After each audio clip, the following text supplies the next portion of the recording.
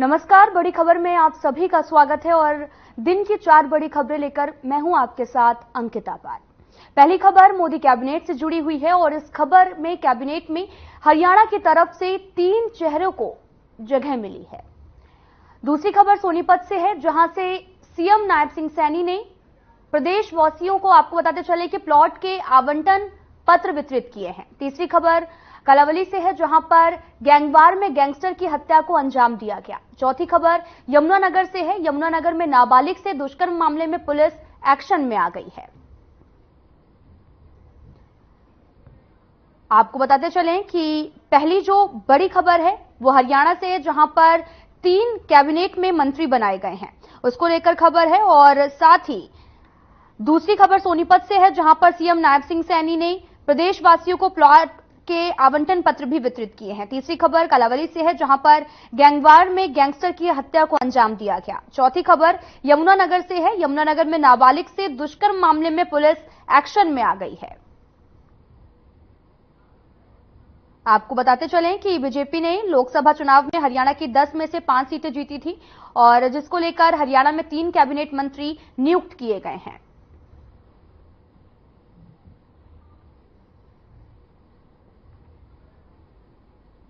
रुक करते हैं पहली खबर का। आपको बताते चले कि मोदी कैबिनेट में हरियाणा से 3 चेहरों को जगह मिली है।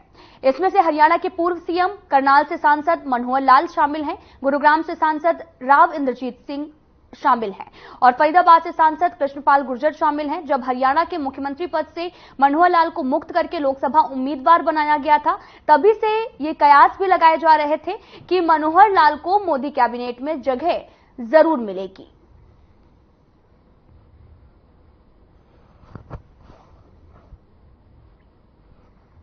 मैं मनोहर लाल ईश्वर की शपथ लेता हूं कि विधि द्वारा स्थापित भारत के संविधान के प्रति सच्ची श्रद्धा और निष्ठा रखूंगा। मैं भारत की प्रभुता और अखंडता अक्षुण्ण रखूंगा। मैं संघ के मंत्री के रूप में अपने कर्तव्यों का श्रद्धापूर्वक और शुद्ध अंतःकरण से निर्वहन करूंगा तथा मैं भय या पक्षपात, अनुराग या द्वेष के बिना सभी प्रकार के लोगों के प्रति संविधान और विधि के अनुसार न्याय करूंगा। मैं मनोहर लाल ईश्वर की शपथ लेता हूं कि जो विषय संघ के मंत्री के रूप में मेरे विचार के लिए लाया जाएगा अथवा मुझे ज्ञात होगा, उसे किसी व्यक्ति या व्यक्तियों को तब के सिवाय जबकि ऐसे मंत्री के रूप में अपने कर्तव्यों के सम्यक निर्वहन के लिए ऐसा करना अपेक्षित हो, मैं प्रत्यक्ष अथवा अप्रत्यक्ष रूप से संसूचित या प्रकट नहीं करूंगा। Indrajit Singh, do swear in the name of God that I will bear true faith and allegiance to the Constitution of India as by law established, that I will uphold the sovereignty and integrity of India, that I will faithfully and conscientiously discharge my duties as a member of the State of Union, and that I will do right to all manner of people in accordance with the Constitution and the law, without fear or favour, affection or ill will. I, Indrajit Singh, do swear in the name of God that I will not directly or indirectly communicate or reveal to any person or persons any matter which shall be brought under my consideration or shall become known to me as a Minister of State for the Union, except as may be required for the due discharge of my duties as such Minister of State. मैं कृष्णपाल ईश्वर की शपथ लेता हूं कि मैं विधि द्वारा स्थापित भारत के संविधान के प्रति सच्ची श्रद्धा और निष्ठा रखूंगा। मैं भारत की प्रभुता और अखंडता अक्षुण्ण रखूंगा। मैं संघ के राज्य मंत्री के रूप में अपने कर्तव्यों का श्रद्धापूर्वक और शुद्ध अंतःकरण से निर्वहन करूंगा तथा मैं भय या पक्षपात, अनुराग या द्वेष के बिना सभी प्रकार के लोगों के प्रति संविधान और विधि के अनुसार न्याय करूंगा। मैं कृष्णपाल ईश्वर की शपथ लेता हूं कि जो विषय संघ के राज्य मंत्री के रूप में मेरे विचार के लिए लाया जाएगा अथवा मुझे ज्ञात होगा, उसे किसी व्यक्ति या व्यक्तियों को तब के सिवा जबकि ऐसे राज्य मंत्री के रूप में अपने कर्तव्यों के सम्यक निर्वहन के लिए ऐसा करना अपेक्षित हो, मैं प्रत्यक्ष अथवा अप्रत्यक्ष रूप से संसूचित या प्रकट नहीं करूंगा।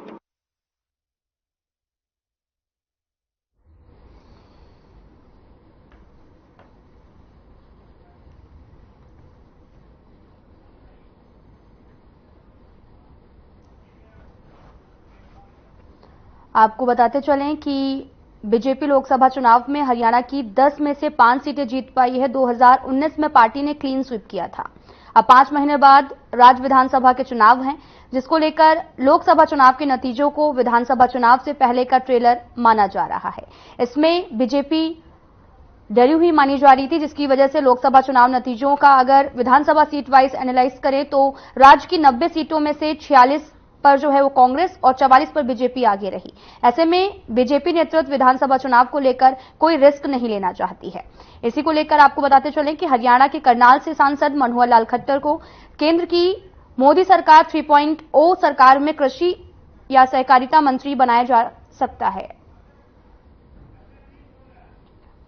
आपको बताते चलें कि मनोहर लाल को शपथ ग्रहण के दौरान मोदी कैबिनेट में तरजीह जो है वो दी गई है। रविवार को मंत्रियों के शपथ ग्रहण के दौरान मनोहर लाल ने 8वें नंबर पर ओथ ली थी और उनसे पहले प्रधानमंत्री नरेंद्र मोदी, राजनाथ सिंह भी, अमित शाह भी ने शपथ ली है। इसी खबर पर ज्यादा जानकारी के लिए हमारे संवाददाता मोनू पांचाल जुड़ चुके हैं।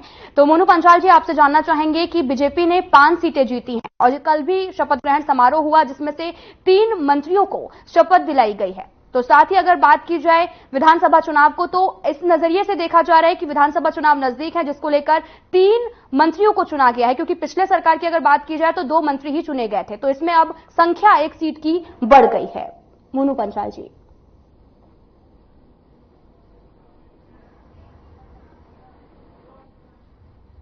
इस तरह देखा जाए तो प्रधानमंत्री की जो केंद्र का जो मंत्रिमंडल है उसमें जिस तरीके से देखा जाए तो हरियाणा से जो है 3 जो है वो यहाँ पर लिए गए हैं। चाहे वो पूर्व मुख्यमंत्री मनोहर लाल की बात की जाए, करनाल से जो है वो जीत हासिल करी थी, उनको जो है मंत्रिमंडल में जो है वो जो है यहाँ पर शामिल किया गया है। वही बात की जाए तो फरीदाबाद से जो है केंद्रीय मंत्री जो है पिछली बार भी रहे थे, कहीं ना कहीं इस बार भी जो है हैट्रिक मार करके तीसरी बार जो है वो कहीं ना कहीं बीजेपी पार्टी का जो है वो विश्वास जीता है यहाँ पर। कहीं ना कहीं जिस तरह देखा जाए तो उनको भी जो है वो मंत्रिमंडल में जो है वो यहाँ पर जो है उनको भी शामिल किया गया है। उसकी बात की जाए तो राव इंद्रजीत से जो है गुरुग्राम से उनको भी जो है यहाँ पर शामिल किया गया है। तो जिस तरीके से देखा जाए तो अभी आज जो है यानी कि बात की जाए तो हरियाणा में जो है 3 महीने बाद जो है वो कहीं ना कहीं विधानसभा चुनाव है। और जिस तरीके से देखा जाए तो हरियाणा में जिस तरीके से 5 में से यानी कि 3 जो है मंत्रिमंडल जो है वो यहाँ पर दिए गए हैं, शामिल किया गया है उनको। प्रधानमंत्री की जो है कैबिनेट केंद्र में जो है वो मंत्रिमंडल की जगह यहाँ पर दी गई है। और उसके साथ साथ मैं बता दूं कि अंकिता, जिस तरीके से देखा जाए तो यूपी एक सबसे बड़ी जो है राज्य माना जाता है और जिस तरीके से देखा जाए तो यहाँ पर लगभग जो है वो 9 लोगों को जो है यहाँ पर शामिल किया गया है। लेकिन जिस तरीके से देखा जाए तो जितना बड़ा राज्य है और उसमें से सिर्फ 9 लोगों को जो है वो कैबिनेट में शामिल किया गया था। लेकिन जिस तरीके से देखा जाए तो हरियाणा में जो है वो 10 लोकसभा सीट और जिसमें से 5 पर जो है बीजेपी का कब्जा और उसमें से 3 को मंत्रिमंडल में शामिल किया गया है। तो कहीं ना कहीं जिस तरीके से देखा जाए तो अंकिता, क्योंकि विधानसभा चुनाव है हरियाणा में और जिस तरीके से कहीं ना कहीं जिस तरीके से जिम्मेवारी यानी कि बात की जाए तो गुर्जर समाज से लेकर के या पंजाबी समाज से लेकर के या जो है राव इंद्रजीत को जिस तरीके से जो है यहाँ पर मंत्रिमंडल में जो लिया गया है, तो कहीं ना कहीं समीकरण जो है वो विधानसभा चुनाव को जो है यहाँ पर जिस तरीके से देखा जाए तो जीत हासिल यहाँ पर जो है वो पूरी तरीके से बीजेपी करना चाहती है हरियाणा में। जी अंकिता। मनोहर पांचाल जी, आपसे ये भी जानना चाहेंगे कि अब शपथ ग्रहण समारोह तो हो गया है, लेकिन अब विभागों का जो बंटवारा होना है उसको लेकर भी कई तरह के सवाल खड़े हो रहे हैं और ये भी कहा जा रहा है कि मनोहर लाल जो है उनको भी कृषि मंत्री का जो पद है वो मिल सकता है। जी बिल्कुल, देखिए जो है हरियाणा के मुख्यमंत्री जो है पूर्व मुख्यमंत्री मनोहर लाल जो रहे हैं, जो है वो करनाल से सांसद रहे हैं और सांसद हैं। और जिस तरीके से देखा जाए तो कहीं ना कहीं जो है मनोहर लाल को जो है वो कहीं ना कहीं बड़ी जिम्मेदारी यहाँ पर दी जा सकती है। जिस तरीके से देखा जाए तो जो है कैबिनेट जो है मंत्रालय वो यहाँ पर मिल सकता है, कृषि मंत्रालय जो है वो यहाँ पर मिल सकता है। तो इस तरीके से जो है वो यहाँ पर आकलन अभी लगाए जा रहे हैं। वहीं बात की जाए तो जिस तरीके से दो जो मंत्रिमंडल में है, चाहे वो राव इंद्रजीत की बात की जाए, चाहे वो कृष्ण गुर्जर की बात की जाए, तो उनको जो है राज्य मंत्री जो है वो यहाँ पर जो है वो मंत्रालय मिल सकते हैं। तो इस तरीके से देखा जाए तो लगातार सबसे ओहदा जो है बड़ा यहाँ पर जो है वो हरियाणा के पूर्व मुख्यमंत्री करनाल से जो सांसद जीते हैं उनको जो है वो यहाँ पर बड़ी जिम्मेदारी मिल सकती है। लेकिन दो मंत्रियों की बात की जाए तो दो को जो है वो राज्य मंत्री जो है मंत्रालय यहाँ पर मिल सकते हैं। तो इस तरीके के जो है वो आकलन यहाँ पर लगाए जा रहे हैं। लेकिन अभी पूरी तरीके से जो है वो क्लियर नहीं हो पाया कि किसको कितना या किस तरीके से जो मंत्रालय है वो मिल पाएंगे। तो लेकिन जिस तरीके से अभी जो आकलन जो निकल के आ रहे हैं वो इसी तरीके से निकल के आ रहे हैं कि दो मंत्रियों को हरियाणा में जो है वो राज्य मंत्री जो है वो मंत्रालय यहाँ पर दिए जाएंगे। और वहीं बात की जाए तो जो पूर्व मुख्यमंत्री रहे मनोहर लाल को जो है वो यहाँ पर जो है कहीं ना कहीं कैबिनेट मंत्रालय या कृषि मंत्रालय इस तरीके से जो है मंत्रालय यहाँ पर दिए जा सकते हैं। जी अंकिता। जी मोनू पांचाल जी, जैसा कि आपने बताया कि क्षेत्रीय संतुलन जो है वो साधा जा सकता है और साथ ही नॉन जाट राजनीति अभी भी बरकरार है।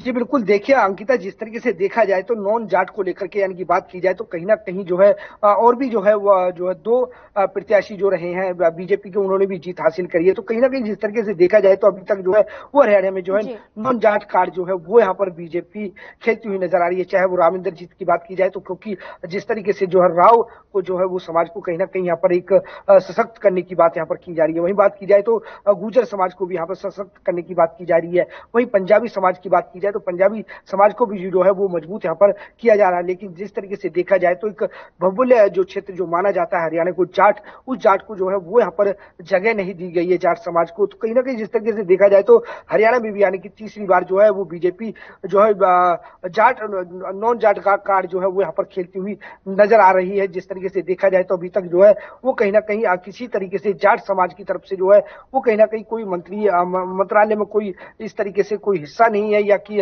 तमाम चीजों को देखते हुए कहीं ना कहीं तमाम जो बिरादरियां हैं उनको यहाँ पर मजबूत करने का काम यहाँ पर जो है वो बीजेपी कार्ड यहाँ पर खेलती हुई नजर आ रही है। चाहे वो ओबीसी की बात की जाए, चाहे वो पंजाबी समाज की बात की जाए, चाहे वो राव समाज की बात की जाए, तो तमाम तरीके से यहाँ पर मजबूत करने में जो है वो बीजेपी लगी हुई है। जी अंकिता। मोनू पांचाल जी, आपसे ये भी जानना चाहेंगे कि जिस तरह से अगर बात की जाए पूर्व सीएम मनोहर लाल की, तो उन्होंने केंद्रीय मंडल में पहली बार ही उन्होंने सांसद का चुनाव लड़ा और उसके बाद भी उन्हें मंत्रिमंडल में भी शामिल कर लिया गया है।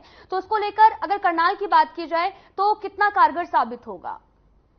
जी बिल्कुल, जिस तरीके से देखा जाए तो क्योंकि जो है दो बार से जो है वो हरियाणा के जो है वो मुख्यमंत्री रहे हैं और कहीं ना कहीं प्रभाव जो है वो हरियाणा में जो है वो काफी मजबूत जो है वो हरियाणा के पूर्व मुख्यमंत्री मनोहर लाल का रहा है। जिस तरीके से देखा जाए तो पहली बार लड़े तो कहीं ना कहीं अब उन्होंने जीत हासिल अच्छे खासे में जो है जीत हासिल यहाँ से करनाल से करी। और उसके बाद में देखा जाए तो तमाम तरीके से यहाँ पे देखा जाए तो जिस तरीके से आप तीसरी बार जो है उनको जो है वो लोकसभा में जो है कहीं ना कहीं चुनाव लड़ने का मौका मिला और वहां पर भी जो है वो अच्छी खासी यानी कि बीजेपी में है तो सबसे मजबूत जीत जो है वो यहाँ पर हासिल करी हुई है उन्होंने जो वो करी है। और जिस तरीके से देखा जाए तो तमाम तरीके से मजबूत यहाँ पर होते हुए नजर आ रहे हैं। और वहीं कहीं ना कहीं जिस तरीके से जीत दिला करके करनाल लोकसभा के जनता ने उनको भेजा, तो कहीं ना कहीं जनता भी पूरी तरीके से जो है वो यहाँ पर विश्वास करती हुई नजर आ रही है कि कहीं ना कहीं केंद्र से कुछ बजट आएगा और कहीं ना कहीं लोग करनाल लोकसभा का जो है वो विकास कार्य हो पाएगा। तो इस तरीके से यहाँ पर जो है वो विश्वास भी किया और कहीं ना कहीं विश्वास करके ही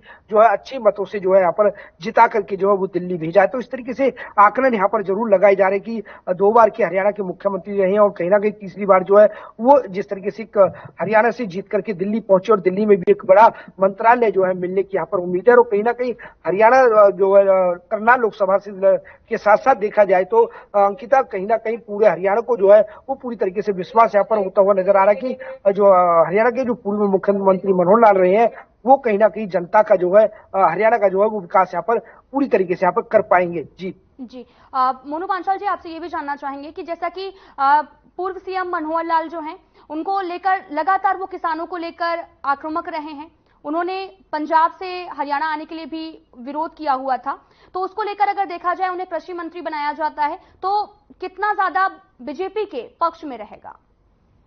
देखिए, जिस तरीके से देखा जाए तो लगातार जिस तरीके से करनाल में जो है वो कहीं ना कहीं कई बार जो है इनकी खुद विधानसभा में भी जो है काफी यहाँ पर विरोध देखा गया। लेकिन जिस तरीके से जीत हासिल जो है वो लोकसभा चुनाव में जिस तरीके से जो है मनोहर लाल ने की है, तो कहीं ना कहीं एक जाट समाज ने भी, और तमाम बात की जाए तो जो समाजों ने जो है वो कहीं ना कहीं प्यार दिया, और कहीं मतदाताओं से जो है मतदान करके जो है वो अच्छी खासी वोटों से यहाँ पर जिता करके दिल्ली भेजा। तो कहीं ना कहीं जिस तरीके से देखा जाए तो जो अगर कृषि मंत्रालय जो है अगर मनोहर लाल को मिलता है, तो जिस तरीके से कुछ त्रुटियां जो रह गई हैं, कहीं ना कहीं कुछ भूल चूक में जरूर उनसे रह गई हो, तो उनको लेकर के यहाँ पर सुधार किया जाएगा। और उसके साथ साथ जो है वो कहीं ना कहीं अच्छे बजट जो है वो यहाँ पर जो है किसानों के लिए दे सकते हैं, चाहे वो एमएसपी को लेकर के बात हो, चाहे वो फसल के रेटों को बढ़ाने की बात हो, चाहे वो डीएपी खादों को जो है रेट कम करने की बात हो। तो कहीं ना कहीं एक लुभावना जो है वो यहाँ पर जो है बात की जाए तो कहीं ना कहीं तोहफा जरूर जो है वो किसानों को देने का काम यहाँ पर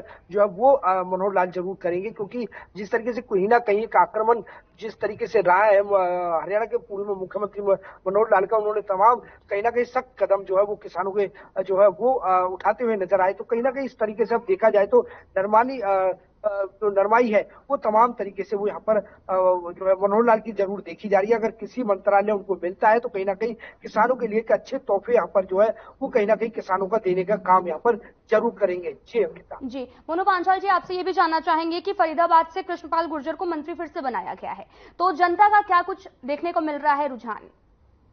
देखिए, जनता जो है यहाँ पर बिल्कुल पूरी तरीके से यहाँ पर खुश होती हुई नजर आ रही है। जिस तरीके से देखा जाए तो क्योंकि 2014 में भी जो है अच्छी खासी जो उन्होंने जो है फरीदाबाद से लोकसभा से जो है कृष्णपाल गुर्जर ने जो है अच्छी जो है यहाँ पर जो जीत हासिल करी। और वहीं बात की जाए तो 2019 के 24 के चुनाव में जो 2019 के चुनाव की बात की जाए तो अंकिता यहाँ पर जो है 6.5 लाख मतों से जो है वो यहाँ पर अच्छी खासी जो है जीत हासिल करी। और वहीं तीसरी बार जो है बीजेपी ने उन पर भरोसा किया और भरोसा देख करके ही जो है उनको तीसरी बार जो है वो टिकट दी, और कहीं ना कहीं तीसरी बार भी जो है वो हैट्रिक मारते हुए नजर आए। और कहीं ना कहीं 1,80,000 वोटों से जो है वो यहाँ पर जीत हासिल की है। तो कहीं ना कहीं यहाँ पर जिस तरीके से देखा जाए तो कहीं जो फरीदाबाद के लोकसभा के जो प्रत्याशी रहे हैं ये कृष्णपाल गुर्जर, उन्होंने जनता के बीच में विश्वास जरूर जताया कि जिस तरीके से कोई कुरीतियां जरूर रह गई हो, कोई भूल चूक में कोई विकास कार्य नहीं हो पाए, लेकिन अब की बार जो है वो विकास पूरी तरीके से करेंगे। किसी तरीके का मतभेद जो है वो किसी के बीच में नहीं रखेंगे। तो इस तरीके से यहाँ पर जनता को जो है वो पूरी तरीके से आस जरूर लगी है कि फरीदाबाद का जो है लोकसभा का जो विकास है वो पूरी तरीके से हो पाएगा, चाहे वो सड़क की बात की जाए, सीवर लाइनों की बात की जाए, रोड, सड़क, बिजली, पानी, तमाम चीजें सुविधाओं को लेकर के जो है वो पूरी तरीके से यहाँ पर जनता जो है वो पूरा आश्वासन यहाँ पर लगाए बैठी है कि आखिरकार कहीं ना कहीं पूरी तरीके से विकास जो है फरीदाबाद की तेज गति से आगे बढ़ पाएगा। जी अंकिता। जी मोनू पांचाल जी, आपको बहुत बहुत धन्यवाद तमाम जानकारी देने के लिए।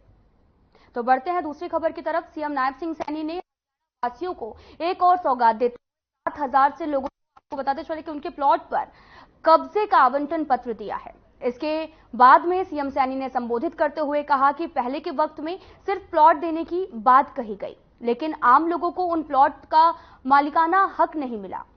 जिन लोगों को अभी कब्जा नहीं मिल पाएगा और उन्हें भी 1 लाख रुपए उनके अकाउंट में प्लॉट खरीदने के लिए जल्द ही भेज दिए जाएंगे। इसी के साथ में सीएम सैनी ने यह भी कहा कि एक दिन पहले ही हैप्पी योजना के लाभार्थियों को एनसीएमसी कार्ड दिया गया, और उन्होंने यह भी कहा कि हमारी सरकार अंत्योदय की भावना से आम जनता की भलाई के लिए धरातल पर कार्य कर रही है। सीएम सैनी ने विरोधियों पर निशाना साधते हुए कहा कि विपक्ष के लोग गुमराह करने के कोई काम नहीं करते हैं। चुनाव में विपक्ष ने आम जनता को गुमराह किया, संविधान और आरक्षण को खत्म कर दिया है। पंचायत मंत्री आदरणीय महिपाल डांडा जी,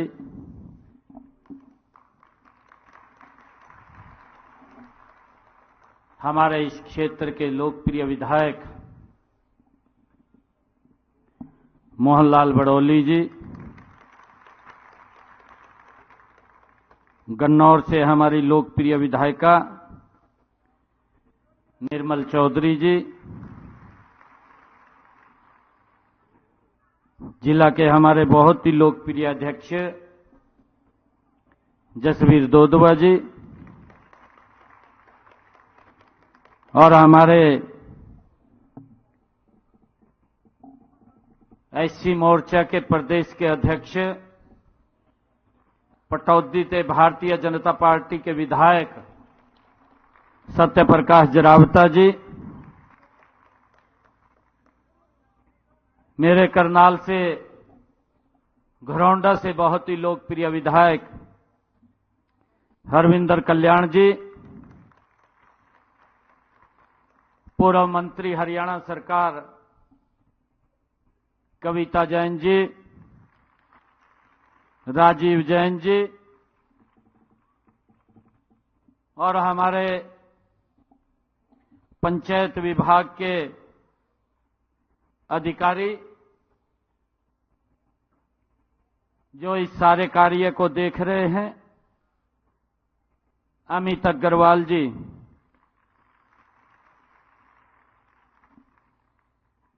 और विभाग के सभी अधिकारीगण, आज जो ये कार्यक्रम यहां चल रहा है कि 100 गज के जो प्लाटों की पोजीशन और कब्जा देने का और उनके नाम रजिस्ट्री करने का जो ये निर्णय लिया है, लंबे समय से इस समस्या से जूझ रहे थे हमारे भाई बहन। इस प्रकार के कार्यक्रम पूरे प्रदेश में भी 10 स्थानों के ऊपर चल रहे हैं, ये 11वां स्थान है। भिवानी में हमारे हरियाणा सरकार के वित्त मंत्री आदरणीय जेपी दलाल जी, चरखी दादरी से हमारे हरियाणा सरकार के मंत्री विशंबर वाल्मीकि जी, पलवल से हमारे हरियाणा सरकार के मंत्री मोलचंद शर्मा जी और हमारे वहां के पलवल के विधायक दीपक मंगला जी, पृथला के हमारे वहां पर बैठे हुए विधायक नयनपाल रावत जी, गुरुग्राम के अंदर जो कार्यक्रम चल रहा है उसमें हमारे मंत्री आदरणीय संजय सिंह जी और उनके साथ हमारे विधायक नरेंद्र सिंगला जी, हिसार के अंदर जो कार्यक्रम चल रहा है हमारे मंत्री डॉक्टर कमल गुप्ता जी, जींद में जो कार्यक्रम चल रहा है हमारे हरियाणा सरकार की मंत्री सीमा त्रिखा जी और वहां के हमारे लोकल विधायक कृष्ण मीडा जी। यमुनानगर में इस भव्य कार्यक्रम का आयोजन हो रहा है। हरियाणा सरकार के कृषि मंत्री आदरणीय कंवरपाल जी, हरियाणा सरकार के परिवहन मंत्री आदरणीय असीम गोयल जी और हमारे स्थानीय निकाय के मंत्री आदरणीय सुभाष सुधा जी और हमारे वहां के लोकल विधायक घनश्याम दास अरोड़ा जी। महेंद्रगढ़ में ये कार्यक्रम कलावती थाना के गांव गजराना में सुबह सुबह अपने पालतू कुत्ते के साथ सैर पर निकले देवेंद्र उर्फ गंगू का मर्डर कर दिया गया। बताया यह भी जा रहा है कि गैंगवार और पुरानी रंजिश के चलते गंगू का मर्डर हुआ है। गंगू कलावली के दीपू जग्गा गैंग का मेंबर था। करीब 1 साल पहले जनवरी महीने में दीपक उर्फ दीपू का मर्डर हुआ था। दीपू का मर्डर गांव तख्तमल के पूर्व सरपंच प्रतिनिधि जगसीर सिंह उर्फ जग्गा ग्रुप ने किया था। गंगू के मर्डर के आरोप में भी आपको बताते चले कि पूर्व सरपंच प्रतिनिधि जगसीर सिंह के बेटे हरजिंदर सिंह उर्फ गोलू और उसके साथियों पर लगे हैं। पुलिस मामले की जांच में जुटी हुई है। घटना की सूचना मिलते ही पुलिस कप्तान सुमेर सिंह और डीएसपी जय भगवान, थाना प्रभारी चांद सिंह और सीआईए प्रभारी राजपाल सिंह टीम के साथ मौके पर पहुंचे। फिलहाल पूरे मामले की जांच लगातार जारी है।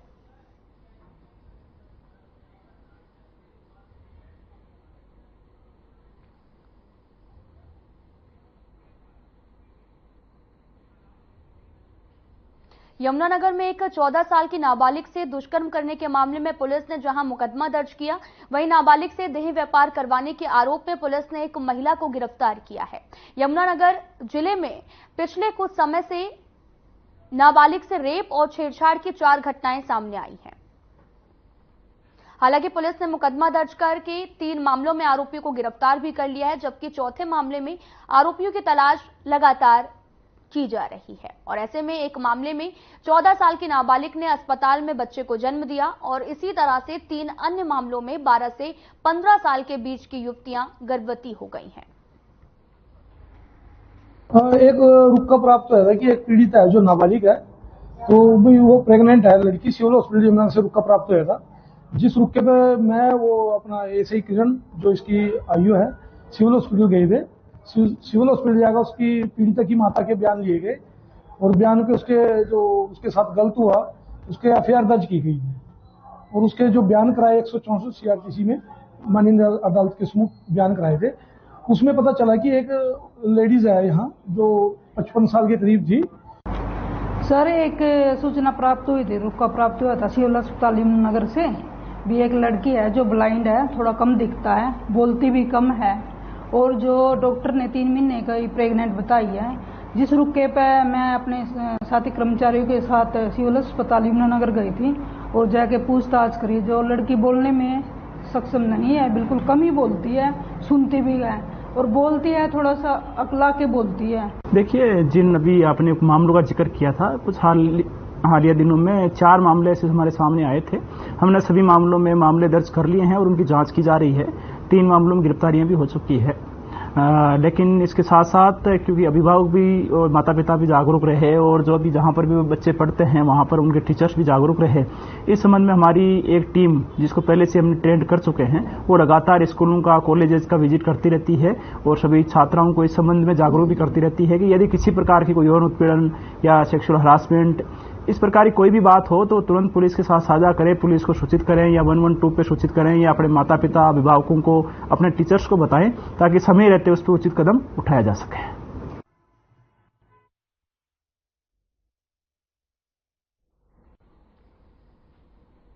फिलहाल इस वीडियो में इतना ही। नमस्कार।